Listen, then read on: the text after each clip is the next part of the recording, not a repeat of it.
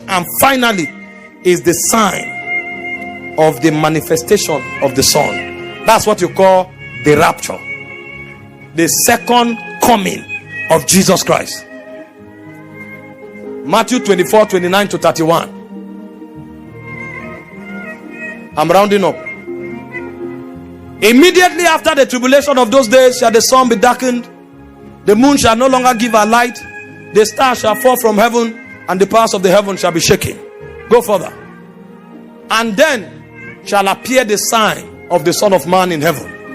And then shall all the tribes of the earth mourn, and they shall see the Son of Man coming in the clouds of heaven, and with power and great glory. That is the last sign. But you see, the problem is that when this sign is happening, it's too late if you are not prepared.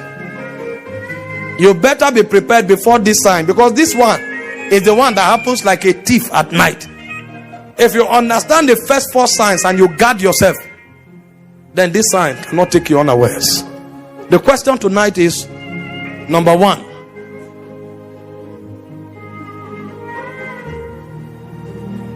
when Christ returns, will he still be the Christ of your life, or will something else have substituted his place? Will a man have become your Christ? Will a system, or will the system have become your Christ? That's the question. When Christ returns, will he still be the Christ? And you know, Jesus asked this question. He said, when the Son of Man shall return, shall he find faith in Israel? Will there still be people who believe Jesus as the only Lord of their lives? Or would medicine have taken the place of Christ? Would religion have taken the place of Christ? Would human authority and manipulation have taken the place of Christ? If Christ is not your Christ, and the first Christ that will manifest take the place of Christ, there will be a problem with your ultimate end. The second question is, when Christ returns, will you still be morally upright? Because all of these signs come to attack something in you. Because we have come into a world where immorality have become the way of life. When Jesus returns, will you still be one of the few who are morally upright?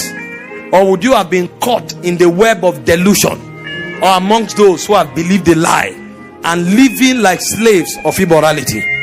The third question is, when Christ returns, will you still be on fire for him? He said, the love of many shall wax cold, because iniquity shall abound. Or like Brother Godwin was sharing earlier, would you have loved something else more than Christ? You know the problem of the church in Ephesus? They could not retain their first love. When Jesus returns, will he still be your first love? Or will ministry have replaced your love?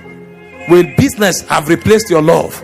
Or would money have replaced your love? These are questions you should ask yourself, and this should become the parameters that governs your spiritual experience and your walk with God. Finally, when Christ comes, will you have endured affliction to the end as a good soldier, or would you have compromised on the wayside? He said, they that endures to the end, they shall be saved. Every sign comes to attack something. The first sign comes to attack your morality. The second sign comes to attack your faith. The third sign comes to attack your love. The fourth sign comes to attack your stamina and resilience. When Christ comes, these four questions I've asked, would they be found in your life? Or will you just be among those who claim that they are born again, but Jesus cannot find his marks on their lives? This is why this teaching is a call to preparation. Everything I'm teaching you now is already happening. So while I am yet talking, the sign of the Son of Man can just appear in the sky.